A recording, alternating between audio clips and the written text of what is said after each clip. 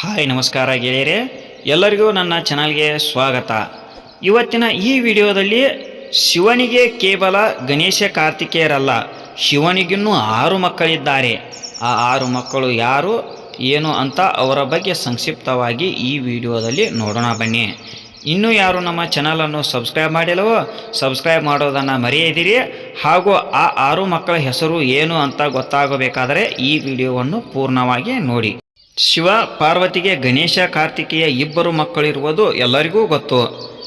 ಆದರೆ ಇವರ ಹೊರತಾಗಿ ಇನ್ನೂ ಹಲವರು ಈ ದಂಪತಿಯ ಮಕ್ಕಳೇ ಎಂಬುದು ನಿಮಗೆ ಅಚ್ಚರಿ ತರಬಹುದು. ಮಹಾಶಿವರಾತ್ರಿ ಹತ್ತಿರದಲ್ಲಿರುವ ಹಿನ್ನೆಲೆಯಲ್ಲಿ ಶಿವನ ಮಕ್ಕಳ ಬಗ್ಗೆ ತಿಳಿಯೋಣ ಬನ್ನಿ. ನಿಮಗೆಲ್ಲರಿಗೂ ತಿಳಿಯದ ಪುರಾಣ ಕಥೆಗಳು ಎಷ್ಟು ಇವೆಯೋ ಗೊತ್ತಿಲ್ಲ. ಆದರೆ ಶಿವ ಮತ್ತು ಪಾರ್ವತಿಯ ಮಕ್ಕಳಿಗೆ ಸಂಬಂಧಿಸಿದ ಕೆಲವು ಆಸಕ್ತಿದಾಯಕ ಸಂಗತಿಗಳು ಅನೇಕರಿಗೆ ತಿಳಿದಿಲ್ಲ. ಸಾಮಾನ್ಯವಾಗಿ ಶಿವ ಮತ್ತು ಪಾರ್ವತಿಯರ ಮಕ್ಕಳ ಬಗ್ಗೆ ಹೇಳಿದಾಗಲೆಲ್ಲ ಗಣೇಶ ಮತ್ತು ಕಾರ್ತಿಕೇಯ ಎಂಬ 2 ಹೆಸರುಗಳು ಮಾತ್ರ ನೆನಪಿಗೆ ಬರುತ್ತವೆ. ಪೂರ್ಣ ಭಕ್ತಿಯಿಂದ ಪೂಜಿಸಲ್ಪಡುವ ಮೊದಲ ಪೂಜ್ಯ ಗಣಪತಿ ದೇವರು ಮತ್ತು ಕಾರ್ತಿಕೇಯ ಎಂದರೆ ಸುಬ್ರಹ್ಮಣ್ಯ. ಗಣೇಶ ಮತ್ತು ಕಾರ್ತಿಕೇಯರನ್ನು ಹೊರತುಪಡಿಸಿ ಶಿವ ಮತ್ತು ಪಾರ್ವತಿಯ ಇತರ ಮಕ್ಕಳ ಬಗ್ಗೆ ನಿಮಗೆ ತಿಳಿದಿಲ್ಲರಬಹುದು. ಆದರೆ ಅವರ ಉಪಸ್ಥಿತಿಯು ಅನೇಕ ವಿಧಗಳಲ್ಲಿ ಗಮನಾರ್ಹವಾಗಿದೆ. ಶಿವಪುರಾಣದ ಪ್ರಕಾರ ಭಗವಾನ್ ಶಿವನು ಒಟ್ಟು 8 ಮಕ್ಕಳ ತಂದೆ. ಶಿವ ಮತ್ತು ಪಾರ್ವತಿಯ ಮಕ್ಕಳಿಗೆ ಸಂಬಂಧಿಸಿದ ಕೆಲವು ಆಸಕ್ತಿದಾಯಕ ವಿಷಯಗಳನ್ನು ಇಲ್ಲಿ ತಿಳಿದುಕೊಳ್ಳೋಣ ಬನ್ನಿ. ಇವಾಗ ಮೊದಲನೆಯದಾಗಿ ಅಶೋಕ ಸುಂದರಿಯ ಮಗಳ ಬಗ್ಗೆ ನೋಡೋಣ ಬನ್ನಿ. ಕಾರ್ತಿಕೇಯನ ಜನನದ ನಂತರ ಅಶೋಕ ಸುಂದರಿ ಜನಿಸಿದಳು. ಗುಜರಾತ್ ಮತ್ತು ಅದರ ಸುತ್ತಮುತ್ತಲಿನ ಪ್ರದೇಶಗಳ ಕಥೆಗಳಲ್ಲಿ ಅಶೋಕ ಸುಂದರಿಯನ್ನು ಚರ್ಚಿಸಲಾಗಿದೆ ಮತ್ತು ಶಿವಪುರಾಣದಲ್ಲಿ ಅಶೋಕ ಸುಂದರಿಯನ್ನು ವಿವರಿಸಲಾಗಿದೆ. ಪದ್ಮಪುರಾಣದಲ್ಲಿ ಅಶೋಕ ಸುಂದರಿಯ ಪ್ರಸ್ತಾಪವಿದೆ. ತಾಯಿ ಪಾರ್ವತಿಯ ಒಂಟಿತನದ ಗೆಳತಿ ಅಶೋಕ ಸುಂದರಿ ಎನ್ನಲಾಗುತ್ತದೆ. ದಂತಕಥೆಗಳ ಪ್ರಕಾರ ಪಾರ್ವತಿ ತನ್ನ ಒಂಟಿತನವನ್ನು ಹೋಗಲಾಡಿಸಲು ಜನರ ಇಚ್ಛೆಗಳನ್ನು ಪೂರೈಸುವ ವೃಕ್ಷವೆಂದು ಹೇಳಲಾಗುವ ಕಲ್ಪವೃಕ್ಷದಿಂದ ಅಶೋಕ ಸುಂದರಿಯನ್ನು ವರವಾಗಿ ಪಡೆದಳು. ಇವಾಗ ಶಿವ ಮತ್ತು ಪಾರ್ವತಿಯ 2ನೆಯ ಮಗಳು ಜ್ಯೋತಿಯ ಬಗ್ಗೆ ನೋಡೋಣ ಬನ್ನಿ. ದಕ್ಷಿಣದಲ್ಲಿ ಶಿವನೊಂದಿಗೆ ಜ್ಯೋತಿಯನ್ನು ಪೂಜಿಸಲಾಗುತ್ತದೆ. ಜ್ಯೋತಿಯ ಜನ್ಮಕ್ಕೆ ಸಂಬಂಧಿಸಿದಂತೆ ಅನೇಕ ಕಥೆಗಳಿವೆ. ಪುರಾಣಗಳ ಪ್ರಕಾರ ಜ್ಯೋತಿಯು ಶಿವನ ಮಹಿಮೆಯಿಂದ ಹುಟ್ಟಿದೆ. ಜ್ಯೋತಿಯ ಜನ್ಮವು ಪಾರ್ವತಿಯೊಂದಿಗೆ ಸಂಬಂಧ ಹೊಂದಿದೆ. ಪಾರ್ವತಿಯ ಹಣೆಯಿಂದ ಹೊರಹೊಮ್ಮಿದ ಕಿಡಿಯಿಂದ ಜ್ಯೋತಿ ಜನಿಸಿದಳು. ಜ್ಯೋತಿಯು ಶಿವನ ಮಹಿಮೆಯನ್ನು ಸಹ ಹೊಂದಬಲ್ಲಳು. ವಿಶೇಷವಾಗಿ ದಕ್ಷಿಣ ಭಾರತದಲ್ಲಿ ಜ್ಯೋತಿಯನ್ನು ಇಂದಿಗೂ ಪೂಜಿಸಲಾಗುತ್ತದೆ ಮತ್ತು ಜನರು ಅವಳನ್ನು ದೇವತೆ ಎಂದು ಪರಿಗಣಿಸುತ್ತಾರೆ.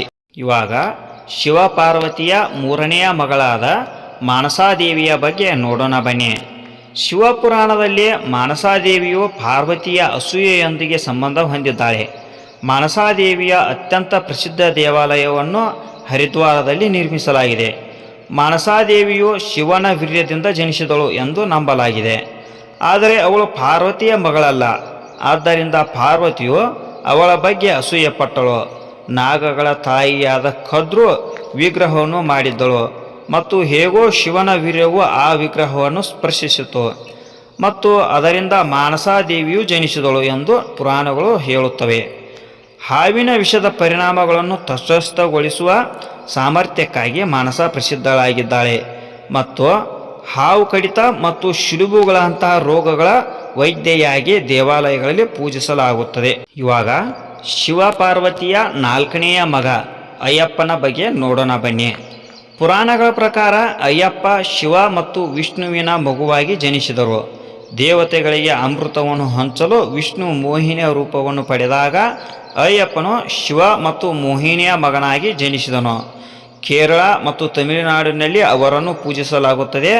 ಅಯ್ಯಪ್ಪ ಅತ್ಯಂತ ಶಕ್ತಿಶಾಲಿ ದೇವತೆಗಳಲ್ಲಿ ಒಬ್ಬರು. ಅಯ್ಯಪ್ಪ ಪರಶುರಾಮನಿಂದ ಯುದ್ಧ ಕಲಿತಿದ್ದಾರೆ ಎಂದು ಹೇಳಲಾಗುತ್ತದೆ.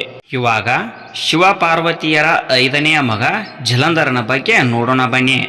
ಶಿವನಿಗೆ ಒಬ್ಬ ಮಗನಿದ್ದನು. ಅವನ ಹೆಸರು ಜಲಂಧರ. ಆದರೆ ನಂತರ ಅವನು ಶಿವನ ದೊಡ್ಡ ಶತ್ರುವಾದನು. ಶ್ರೀ ಮದ್ಮಾದೇವಿ ಭಾಗವತ ಪುರಾಣದ ಪ್ರಕಾರ ಜಲಂಧರನು ಅಸುರನ ರೂಪದಲ್ಲಿ ಶಿವನ ಭಾಗವಾಗಿದ್ದನು. ಆದರೆ ಅವನಿಗೆ ಅದರ ಅರಿವಿರಲಿಲ್ಲ. ಜಲಂಧರನು ಅತ್ಯಂತ ಶಕ್ತಿಶಾಲಿ ರಾಕ್ಷಸನಾಗಿದ್ದನು.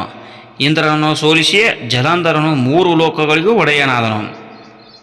ಶ್ರೀ ಮದ್ಮಾದೇವಿ ಭಗವತ ಪುರಾಣದ ಪ್ರಕಾರ ಒಮ್ಮೆ ಶಿವನು ತನ್ನ ಮಹಿಮೆಯನ್ನು ಸಾಗರಕ್ಕೆ ಎಸೆದನು. ಅದರಿಂದ ಜಲಂಧರ ಜನಿಸಿದನು. ಜಲಂಧರನಿಗೆ ಅಪಾರವಾದ ಶಕ್ತಿ ಇತ್ತು ಮತ್ತು ಅವನ ಶಕ್ತಿಗೆ ಕಾರಣ ಅವನ ಹೆಂಡತಿ ವೃಂದ ಎಂದು ನಂಬಲಾಗಿದೆ. ವೃಂದಾಳು ಪತಿವೃತ ಧರ್ಮದಿಂದಾಗಿ ಎಲ್ಲ ದೇವದೇವತೆಗಳು ಒಟ್ಟಾಗಿ ಕೂಡ ಜಲಂಧರನನ್ನು ಸೋಲಿಸಲು ಸಾಧ್ಯವಾಗಲಿಲ್ಲ. ಇವಾಗ ಶಿವ ಪಾರ್ವತಿಯರ ಕೊನೆಯ ಮಗ ಅಂದರೆ 6ನೆಯ ಮಗ ಸುಕೇಶ ಬಗ್ಗೆ ನೋಡೋಣ ಬನ್ನಿ. ಸುಕೇಶನನ್ನು ಶಿವನ ಮಗ ಎಂದು ಕರೆಯುತ್ತಾರೆ.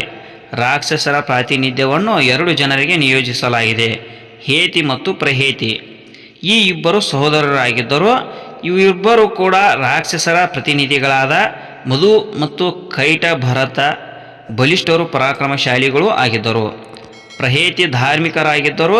ಹೇತಿ ರಾಜಪಥ ಮತ್ತು ರಾಜಕೀಯದಲ್ಲಿ ಹೆಚ್ಚು ಆಸಕ್ತಿ ಹೊಂದಿದ್ದರು. ರಾಕ್ಷಸರ ರಾಜ ಹೇತಿ ತನ್ನ ಸಾಮ್ರಾಜ್ಯವನ್ನು ವಿಸ್ತರಿಸಲು ಕಾಲನ ಮಗಳು ಭಯಾಳನ್ನು ಮದುವೆಯಾದ. ಭಯಾಳ ವಿದ್ಯುತ್ಕೇಶ ಎಂಬ ಮಗನಿಗೆ ಜನ್ಮ ನೀಡಿದಳು. ವಿದ್ಯುತ್ಕೇಶ ಸಂಧ್ಯಾ ಅವರ ಮಗಳು ಸಲ್ಕಟಾಂಟ ಅವರನ್ನು ವಿವಾಹವಾದಳು. ಸಲ್ಕಟಾಂಟ ಒಬ್ಬ ವ್ಯಭಿಚಾರಿಣಿ ಎಂದು ನಂಬಲಾಗಿದೆ. ಈ ಕಾರಣದಿಂದಾಗಿ ಅವನ ಮಗ ಜನಿಸಿದಾಗ ಅವನನ್ನು ಕೈಬಿಡಲಾಯಿತು. ವಿದ್ಯುತ್ಕೇಶನನ್ನು ಆ ಮಗನ ಬಗ್ಗೆ ತಲೆ ಕೆಡಿಸಿಕೊಳ್ಳಲಿಲ್ಲ.